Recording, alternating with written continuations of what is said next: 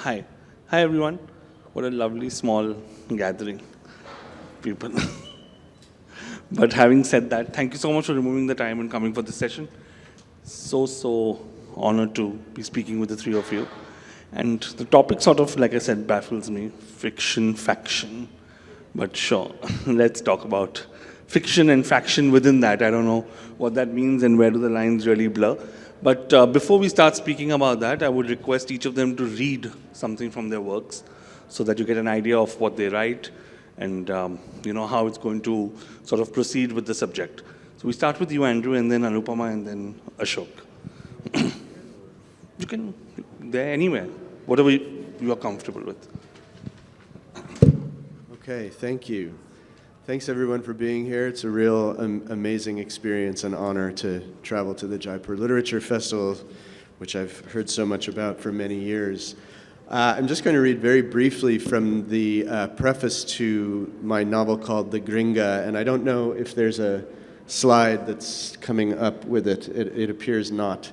But the novel is based on a true story of something that happened about 25 years ago. An American woman named Lori Berenson was arrested in Lima, Peru, and charged with terrorist activity, and eventually sentenced to life in a military prison in Peru. But shortly after she was arrested, they held a press conference. They presented her to the press, and at this event, she launched into an extremely angry tirade about the unfairness of the Peruvian government and oppression and racism, and all very, very accurate accusations about social and political problems in Peru, but her palpable anger was seen as provocative and almost as ipso facto proof that she was guilty of terrorism, and that was essentially the end of any possibility for leniency or public sympathy for her. So the novel is very loosely based on that story, and it begins with a fictionalized version of that fateful press conference, and this is just a very small excerpt from it. When I look at the infamous photograph of Leonora Gelb, the first thing I see is her outrage, her refusal to believe the lies. In the shape of her mouth, stretched in a wet scream, in the flared muscles of her neck, I see her fury at a government without integrity, at a president who deceived the world with impunity. In her piss-soaked jeans and the broken arm stiff at her side, I see her disgust with a country that would spy on its own people, ignore its own laws, and kill its own children. Certainly you've seen this photograph. Well, you would have if we had the slide, but you've seen this photograph taken at the press conference in Lima on August 25th, 1998, 3 days after her arrest. It was the first time most Peruvians had seen her, 8 hectic minutes in which her fate was all but sealed. Raw-eyed and hoarse, she marched into the room without an introduction, turning upon the reporters a battered, vengeful gaze. You've noted in the ways that she leans toward the reporters like a Doberman on a leash, her contempt for a press that whistled while thousands were rounded up and held in secret prisons and subjected to all manner of abuse. A press that branded as disloyal any who insisted upon the truth. No one who's viewed this footage can forget her gale force anger, the threat conveyed by her every gesture. No one can ignore her clenched fists. A demon, Peru's president had called her, a psychopath. For 3 days, she'd been locked away while the press stoked public fury. Now she stood surrounded by nervous soldiers, rifles at the ready, as if to sell her, to sell the idea of her. Someone who required such precautions must be dangerous indeed. But this demon was doll-sized, something farcical about her wild, wiry hair, her wet pants. This was the menace they'd been told to expect. In her powder blue sweatshirt and granny glasses, she looked more like a third-grade teacher than a murderous subversive. They could not match this figure to the footage the whole country had seen. The burning house, the smashed gate, smoke whirling up into searchlights like a vision of apocalypse. They did not see a monster until she opened her mouth to speak. But her eyes tell a different story. When I look into her eyes, small and gray behind thick glasses and open shockingly wide, I don't see the violent criminal so many have described.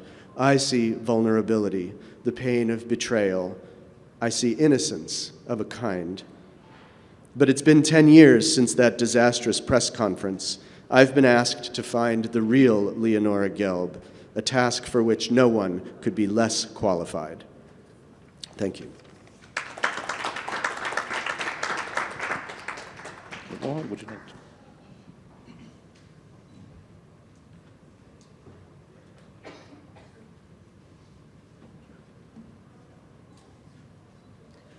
So I'm going to be reading from my last book, Sea, which is my first novel, but it's a novel that's written in prose and poetry. And it's about a woman who goes to a city called Sea. And what's unique about Sea is that there is no sun in Sea. So it is a city of perpetual night. And she finds it comforting in many ways. And the sunlessness becomes a metaphor for many things in the book. And maybe we'll talk about it too. So Sea is also a narrator in the book, and the book begins with her speaking. So I'm going to read that, and I'll read a few more excerpts. I am Sea.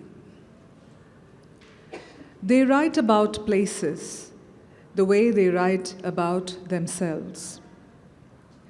They think they know them, yet they are only discovering them. They travel where memories take them, where desires build them homes, and then they call them cities. I'm not like those places. I don't resemble those cities.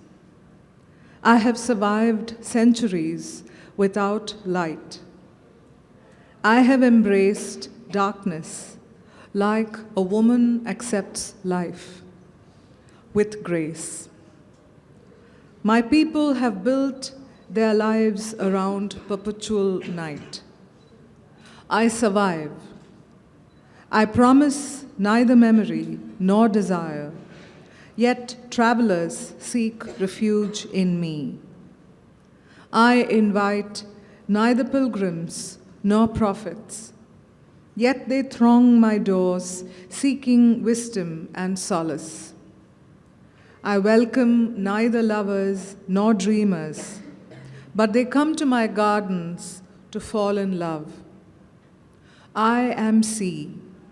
This is a story that could be mine and my storytellers.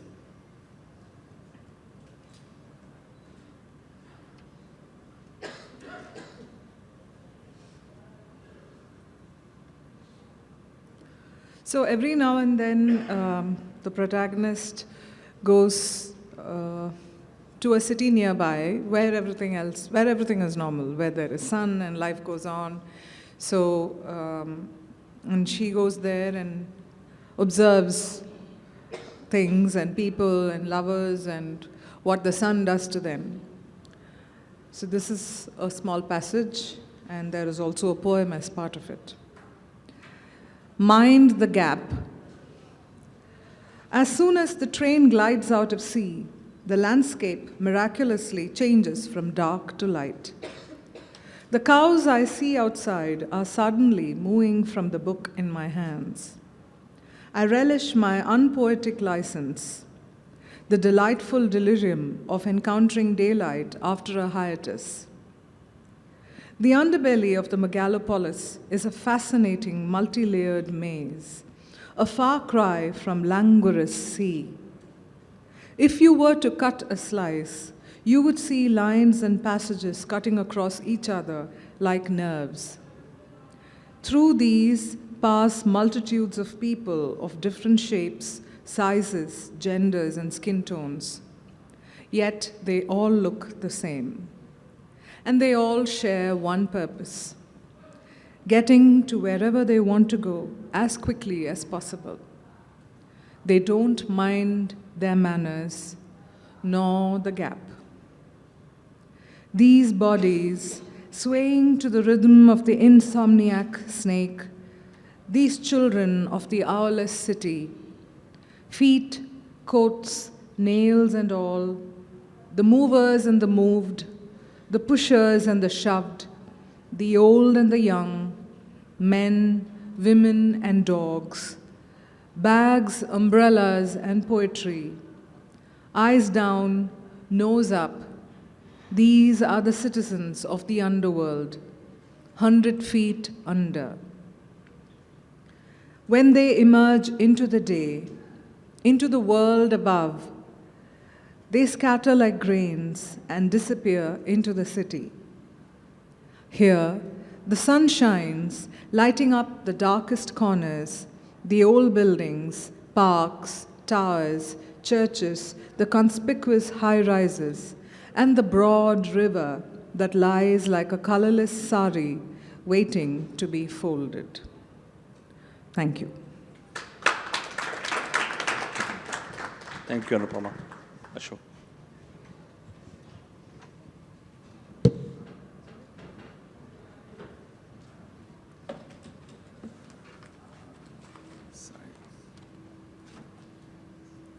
Okay, the protagonist of my story is called, the novel is called The Unmanageable Man. Is about a young man called Sanjay De Silva who has a difficult relationship with his father. His father dies and he goes off to England, and he hadn't realized he's entitled to live in England, but his father had never told him that. He goes and makes a career as a builder, working on building sites and restoring houses. But the real story, the real theme underneath all this is grief and how each of us has to deal with it. And it's only when it occurs to you, when you have a death, do you realize, my gosh, why did nobody tell me that this is what I have to go through? And yet everyone goes through it, every single person here. I'm going to read you just a little bit at a scene at the funeral, or just after the funeral. Back home, Myrna opened up the corrugated cardboard boxes lined with newspaper, containing patties, cutlets, and pancake rolls, and the crowd, mostly unidentified strangers, fell on them. Nothing sharpens the appetite like a good Sri Lankan funeral. Though, as funerals went, this one hadn't been that good. No politicians in white sarongs, no lawyers in dandruff black coats, shiny with grease and rapaciousness, no Boy Scouts, no plump white actress wiping away a practiced tear from a mascaraed eye. My father hadn't known anyone prominent or rich, hadn't cared to. Indeed, he'd considered it the height of vulgarity for people to advertise their qualifications or flaunt their wealth the way they did in modern Sri Lanka, where the rich would tattoo the very dollars to their forehead if they possibly could. I went into my room and closed the door. Grief must be faced squarely and alone. A man in a walled garden watching the sunset. A thin line of uncertain, wavering brilliance at the top of the mellow brickwork, there for one brief moment, then gone, leaving behind only the great blank page of an unreadable sky. The insignificant noises outside my room faded away, and I sat in silence. And wave after wave of grief washed over me, thin and clear and bright, like breakers on an early morning shore. His absence was so palpable, so tactile, I could reach out all around and touch it. I had hated and despised him for so much of my life. I'd spent the last years barely talking to him. There had been no great rapprochement during his last days, as there is in films. He and I had been too busy fighting the bureaucracy of death, barely surviving from day to day, keeping our heads above water to think of any nobler objective. And now he was gone. I couldn't even reach out for the familiar comforts of hate or indifference anymore. All I had was his silence. And then somewhere in the watches of that sleepless night, it came to me that grief is only the transmutation of love, of the very same chemical composition, liquid, undistilled, the one inevitably turning to the other like ice to water. It had taken the half-completed life and early death of this one man for me to discover. Thank you. Thank you so much, Ashok. Thank you, the three of you, for reading from your works. So let's start with the first question that I have, and let's converse in that sense. You know, I've always wondered that as writers, are there any blurred lines between faction and fiction in books? Is there a possibility of just writing an entirely fictional novel or a fictional story without any facts involved, or you can sort of distance yourself from it, or try and sort of bury it within layers and layers of fiction and dialogue and characters popping in from every side and presenting their point of view and so on and so forth? So when you write, or when you begin to, frame a story in your head and put it on paper, how does that process work to distinguish, this much of fiction, or I'm going to include facts or not, or this is what I want the reader to perceive of the book? Or, does that ever happen as a writer? And also, like you said, Andrew, about the moral code somewhere when you're talking about facts, like the way you did in Gringa, right? So there's a burden of that as well on the writer. So open to the three of you, each of you can take this up.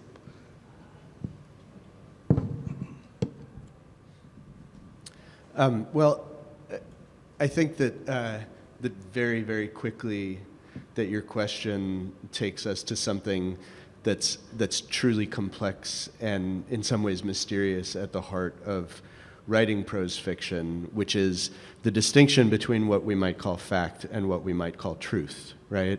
And so I think that every writer of any kind of story wants to say something that is true, which is not necessarily to say factual. But if you try to imagine a novel that is divorced entirely from what we think of as the real world or the facts of the societies and the history and the times that we all live in, it's actually very hard to do. I mean, you might think of, your thoughts might go to like science fiction or something, some, melodrama set in another galaxy. But of course, those things are influenced and fed by, the context that the writer lives in, contemporary politics, history, or whatnot. I mean, Star Wars is in its way a very astute critique of colonialism, right, and of revolutionary movements, right? So we can't even say that a story like that is completely divorced from fact. In my case, fortunately or unfortunately, the novels that I have written tend to start from some kind of hard factual and historical material. The Gringa that I talked about, and I had earlier written a story that purported to be about reality television, which has its own, of course, porous boundaries between fact and fiction, but was actually sort of inspired by the U.S.'s so-called war on terrorism in the early 21st century, and the ways that President George W. Bush and his administration had essentially written a fictional novel about these weapons of mass destruction and this horrible dictator in another country, and convinced a great portion of U.S. society that this was in fact rather than fiction, and as a result we had an invasion and a nearly 20-year occupation and several 100,000 people murdered. And so this question seemed to me to be not restricted simply to what humble fiction writers do with their work, but this entire idea of fiction and its relationship to the truth and what the ethical and moral ramifications of that could be. Anupama, with a book like yours, right, where there's no mention of the city, the protagonist, the lines are very, very blurred. So in that sense, while writing such a book, does there really exist then a concept of, a factoid of action and fiction in that sense? Or is it just, and also there's poetry in it. So are you as a poet also then trying to convey something through that? Or how does that process work? Right. I think first and foremost, it's impossible to escape life when you write. All of us are writing about something that has been lived, something that has been experienced, or something that we have watched very closely. So that definitely reflects in our writing.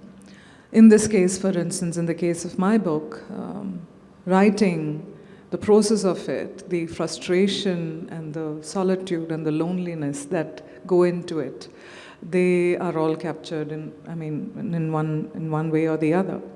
So there's definitely, that is the factual element of it. The writer is going to a city where she is trying to write something and get something done, and in the process comes across bizarre incidents and meets a particular character who I hope all of you will meet when you buy the book. So that is the factual part of it. In terms of the blurring, I guess there is a little bit of a fantastical element that comes into the book here. For instance, the whole concept of a sunless city and this mysterious character that she meets. Who is it? Is it a ghost? Is it someone who actually exists, or is it a historical character? That is for the readers to decipher as they read along.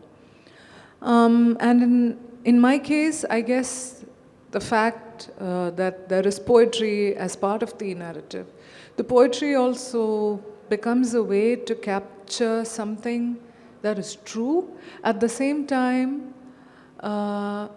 not prosaic or not ordinary, something that is too deep and complex, which can be communicated, I feel, in my way, only through poetry, in a way that prose cannot.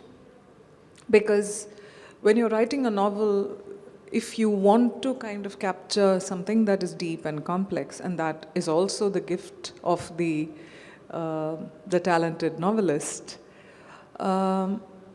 if you want to do that, then you need to be able to create characters who are able to tell a story that moves something deeply within you. It doesn't matter whether it reflects a real incident, whether it reflects a crisis that all of us are going through, or it's a comment on something contemporary. If that character or the plot or the dialogue doesn't ring true for us, then the book fails, right? So in my case, maybe poetry is both a tool and a weapon, which help me convey that deeper truth. But I may not do that with my next novel, because I also want to, I also want to do that with prose. Thank you. And Ashok, your books and your short stories have always had this, sort of subtle political underlining somewhere in between that, when you're reading a book, like in The Unmarriageable Man or any of your previous books, Cold Petty People for that matter, it just sort of comes through at the reader, and not very subtly at that as well. So, something on those lines also when you write as a writer, how much of, do you exercise caution? Now that's another thing I want to ask the three of you. While writing, does it come to your mind to exercise caution? Because when Marquez writes magic realism or wrote magic realism, it's a very different way of portraying the facts or the truth in that sense. So something on those lines as well. Well, is this on? To answer the first question, it seems to me that any writer who says that everything they write is plucked from their imagination is a liar. You simply cannot help but put your life on the page. In my case, I started writing at the tender age of 42. So there was a lot of life to go on that page. So it leaks out whether you like it or not. But it seems to me that even, Anupama, even if you write a futuristic novel or a dystopian novel or whatever, or even a historic novel, I feel the author leaks through in the way he or she views those historical events, how she puts them out. You know, you can always get a sense of the author from reading whatever book.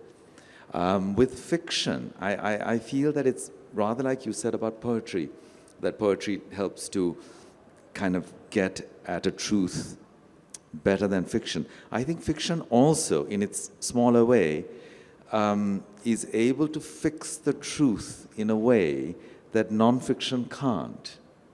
Now, that sounds really crazy, but you know, if you read a fictional book about a country, you quite often get a far better sense of the country than if you read a guidebook on the country. So there's something about fiction that kind of fixes it. Anyway, those are my sort of personal. So like I was asking you, you know, as writers, do you exercise caution? Do you know, want to show this much and tell this much in that principle when it comes to also sort of intertwining facts in your narratives? You know, how does that function work? Well, I think, Ashok's example just now about the difference between a guidebook and a novel as a way to understand another country, another culture, that's really like a perfect test case for the complexity of this, right? Because it is an immensely powerful tool to write fiction because of the ways that it will invoke all of the senses, use characters to give a sense of culture and personality and interpersonal dynamics, and also really quite a dangerous tool, right? Because it is true, I think, that someone will come away from a novel, let's say an American reader will come away from a novel set in India, feeling that they have a much stronger sense of what India is really like than someone who reads the Lonely Planet guidebook. But how do you verify this, right? And what is to stop not even an unscrupulous writer, but simply a lazy writer or a presumptuous writer from giving their sense of India, and then you have, you know, however many thousands of readers who now believe they understand something about India, who really don't, because it is one writer's filtered and perhaps quite inaccurate idea of the country. So the question about exercising caution, I mean, any writer who has a decently developed ethical sense knows that they really must exercise that kind of caution. Whether all of them do is a larger question that I don't think I'm the one to answer. But there's also the point of self-indulgency of writers when presenting facts or, you know, the truth as it were, and then to, you know, go on and on and on in that way. I find there's a really disturbing tendency now. I don't know, maybe I'm imagining this, where writers more and more, I'm not sure whether it's for reasons of sloppiness or there's an element of dishonesty there, that we tend to pervert the truth, bend it to fit our narrative. And as Andrew says, it's really dangerous because somebody else who doesn't know will actually believe it. I mean, but where do you draw the line? We're all to blame here because we're fiction writers, so we do pervert the truth in some way. But when it goes beyond certain bounds, I don't know where one stops, where it's very worrying. Well, I don't think you can be self-indulgent at all when you're portraying facts. Because when you're handling facts, and let's say you're writing a historical novel, or you've set your characters and incidents against real events, then it's a great responsibility that you carry, and you just simply cannot escape that, the fact that you are portraying history as it happened. So then there is absolutely no self-indulgence. The self-indulgence, when it does tend to happen, it should be only to serve the reader. If the reader can find a sense of familiar and a sense of comfort in the luscious prose that you write, then perhaps it can be forgiven. Otherwise, any kind of self-indulgence must be prohibited, and maybe it can stay in your first draft, but not in the final one. Sorry, go on. I thought maybe I would take us even a little deeper into the vortex here based on something Anupama just said, and I agree that self-indulgence or selfishness or bias, conscious or unconscious, is a constant danger. But I also think that that the idea of facts and history is a lot more complicated sometimes. For example, when I was writing this story, the Gringa, which is set in the aftermath of a 12-year civil war, essentially in Peru, there were an assortment of Marxist revolutionary groups armed, trying to overthrow the government, and it ended in a really brutal counterterrorism campaign, at the end of which there were 70,000 people killed in the country. And I was trying to have the novel be a place where this could be understood, especially to, most of my readership is in the United States, and Americans tend not to know nearly as much about the rest of the world as we should, and so it was impossible to write this novel without trying to give something of the context, at which point I felt exactly as Anupama said, that there is no room for my biases, for any kind of self-indulgence when I'm dealing with such incredibly difficult material that involved, the near demise of a country, the deaths of 70,000 people, the vast majority of whom had no part in the conflict, were civilians. And it took me 8 years to write the novel, and I made many trips to Peru, and I did dozens or hundreds of hours of interviews with people who had been at various perspectives to the war to try to understand so that I could write what I felt sure was facts and not my own spin on anything.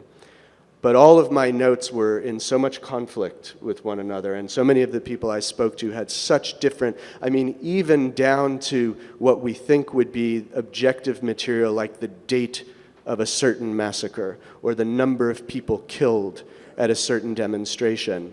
And I could not get the story straight, and I almost put the novel down, at which point I was talking to a Peruvian journalist, and I said, I think I might not be able to write this novel. And he said, why? And I explained. I said, well, because I can't get it straight, because there's too much, and it's all in conflict, and I don't feel that it's right to try to write a story that I can't say for sure is true. And he said, but Andrew, this is how war is. No two people in Peru tell the story of the war the same way. No two people agree on what really happened. This is why there was a war, because no two people, and certainly no societal groups or political parties or classes of citizens could agree on what Peruvian reality was. And so I tried to convey some of that instability and complexity in the narrative, but it really is an ethical and an artistic morass that very quickly you get sucked down into. Actually, this is very like Sri Lanka, where we have no two people will ever agree on what happened, who was there, how many people died, did they die, and so on and so on and so on.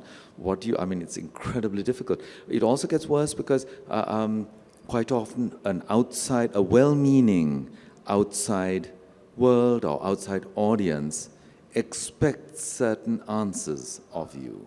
And when you don't deliver, they get quite mad because, of course, they know better than the man on the ground. It's really, really complex, and hats off to you for managing to fix all that uncertainty in a book. Attempting. Won't it then be easier for a writer to just sort of make everything fictional, even the facts for that matter, modify it, adjust it a little bit to suit the need of the novel and in that sense, or the readers who read it? I know I'm getting into a dangerous territory here, but I will ask this question anyway, that, for the writer's sake then, it's sort of lessening your burden now. So do writers do that? Do you think about it when writing books that are laden with facts? That when it gets too overwhelming, how do you deal with that? Isn't that a mere technicality? Aren't you Of just course. saying, oh, okay, I've changed this, I've changed the date of his death or the, you know? I'm just wondering, No, that's what- but it sounds like a lawyer's answer to the thing. Just another question. Yeah, because in reality, people will throttle you because you are purporting to say one thing and then you just change a few things. No, not that way. No. But the entire structure for that matter. So Yeah. see, with the very definition, like I said earlier, also of magic realism, what is magic realism? It makes reality palpable to the person reading it, right? I mean, it Yeah. takes the fantastical elements and weaves it in such a manner that it's easier to digest that. So that sort of writing, you know, when it comes to mixing facts with fiction seamlessly in that manner. I think it also depends on what you're writing about. If you are situating your story, your characters in a very familiar political reality, then you have very little space, you know, and there's very little you can do, and you've got to be very, very careful. But let's say you're writing about personal themes, which are also factual. For instance, in this book, there are hints of mental illness, which is a very real thing. So how much are you going to play around with it? Are you going to play down the issue of a mental disorder? How much are you going to fictionalize it? You know, because there would be people who are familiar with it, who are experiencing it, who know how painful it is. They're not going to forgive you if you are going to play it down or you're going to kind of have fun with it. And you cannot fantasize about it. So I think it depends on the theme. Sure. Yeah. All right. I think we'll open it to the audience for questions. We have about 8 minutes left. All right. Okay, that was fast. That was really fast, wasn't it? We must be having fun. So, does anybody have questions, please? Yeah. I congratulate you all for such an enriching session. I have a very silly sort of question that dates back to Plato and Aristotle, who debated in their classical works like Ion or Republic, and also Poetics, about the nature of truth, which is dialectical. And how do you see these notions related to fact and fiction? Does it take us closer to the reality or further away from the reality? So it could be silly, but I don't know, classical to the modern contemporary times. How do you perceive it? Thank you. I see us running as far away from the truth as possible. I see us running to the horizon. Yeah, I'm sad to have to say this, but you know, there seems to be a total disregard for truth nowadays, and it's fair game for everything. Anupama was just saying about writers having to be strict and disciplined and not self-indulgent.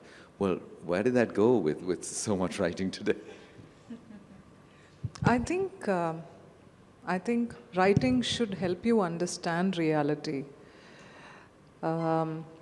The unreal must help you understand the real. That is what I would say. So that is where the skill of the writer lies. And again, I think everything comes down to our definition of reality, right? In the Republic, Plato says that reality is only the reflections that we see on the walls of the cave. It's not what is actual or factual. And I think that one branch of fiction writing nowadays is very interested in going all in with that idea and essentially admitting in the work that there is no way to even attempt to communicate something we could all agree on is reality. And I think one ethical approach to the problem is to cop to that up front and then see where it takes us in a narrative sense. Well, actually, I come from Sri Lanka, just like Suresh, Ashok there.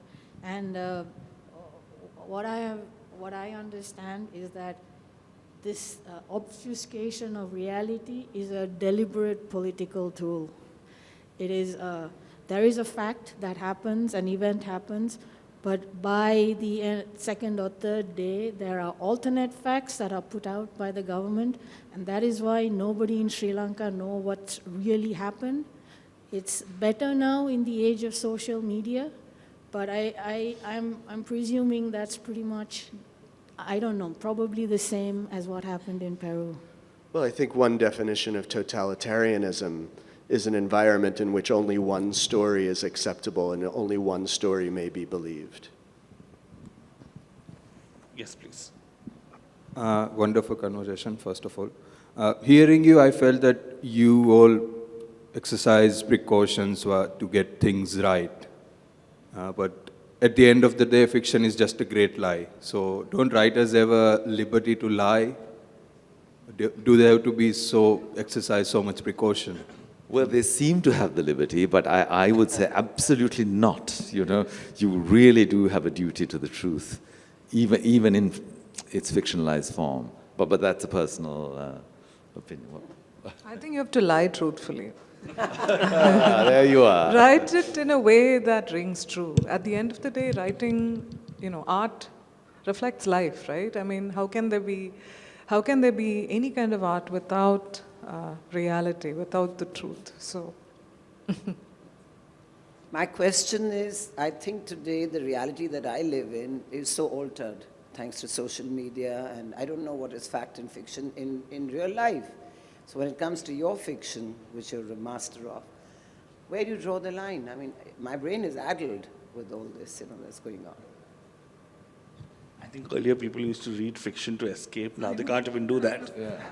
Yeah, I mean, that's probably the reason why authors take so many liberties now, because it's fair game. You know, you go on the internet, there's all sorts of stories. Black is white, white is black. Whatever you want to believe is there. I think the challenge for contemporary writers is to find a way to capture that new sense of what it is like to be alive, because we are, as you say, addled and bombarded by narratives in every waking moment, often multiple narratives at the same time. I think, honestly, that fiction has not yet found the techniques to convey what it feels like to be alive now, and that's why a lot of fiction does not ring true, or perhaps feels a little bit old-fashioned because it is trying to convey a world that is gone. Yes, please. So I'll come back to you. So my question is about this observation that I have noticed. So if you see the works of earlier 18th century, like Tolstoy's, and then you move forward, you can see that there is a transition in general POV. Like the point of view was, it was very general, and it showed you from a perspective of society. And then it gets more individualistic. The POV gets closer to being more individualistic. And if you see that nowadays, most of the novels, they are very much individualistic. But then T.S. Eliot, he says that, poetry should be detached from the poet. And, it should reflect the society. And in his, if you notice that in his poem Wasteland, it is just the fragments of the society, and it just, it will be hard to find T.S. Eliot in that. But then when we start writing in young age, we are writing what we feel, and what it is very much attached what we write. But T.S. Eliot and many other people suggest that you should be, you should get detached. And so what are your thoughts on that? Well, I'm a fan of T.S. Eliot too, and in fact he makes a couple of appearances in the book. Okay, so somebody doesn't like T.S. Eliot. I think, I know this is jargon, but then they talk about the art of detached attachment, where you are able to bring yourself to something without being self-indulgent. I think that is where this whole point about not being self-indulgent comes in. The movement towards individualism, I think, was inevitable, right? As a society, we have all changed a lot. And this whole even though that is how it should be. This whole idea that literature should hold up a mirror to society, and and you learn from literature, and it teaches you things. Unfortunately, we've moved away from that.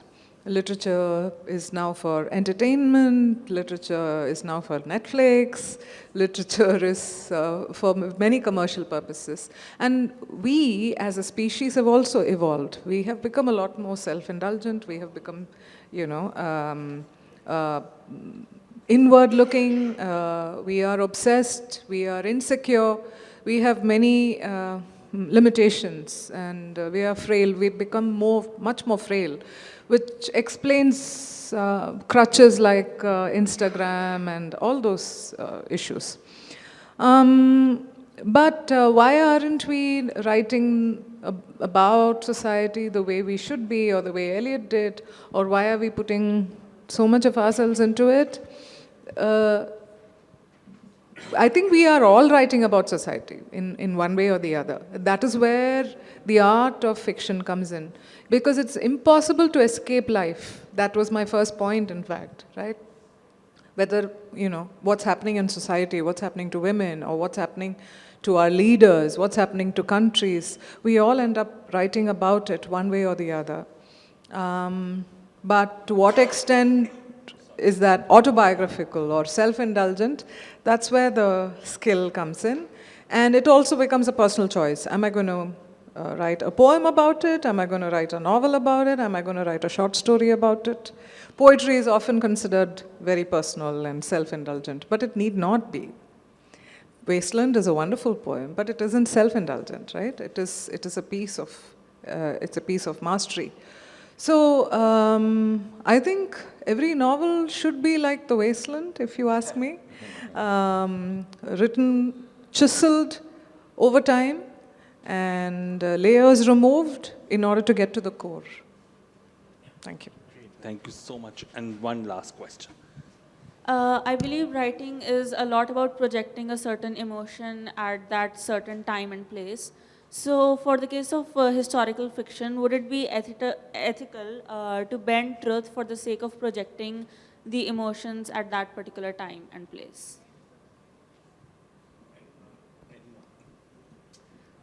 That's where the ethics get a little cloudy, to be honest.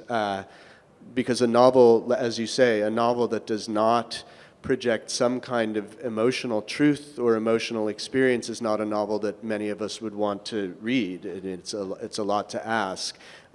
History books don't have that obligation. Novels have that obligation and others in terms of the way that narrative functions and the kind of experience that it delivers.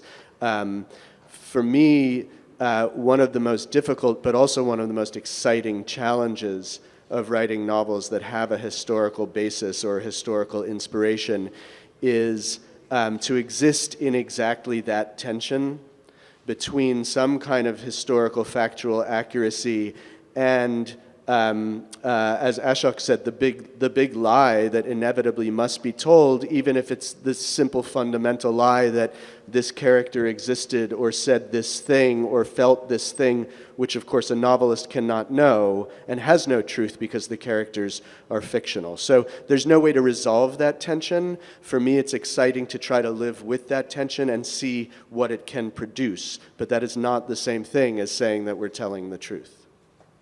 Thank you so much, Andrew, Anupama, and Ashok, for this session. Thank you very much. And thank you for moderating.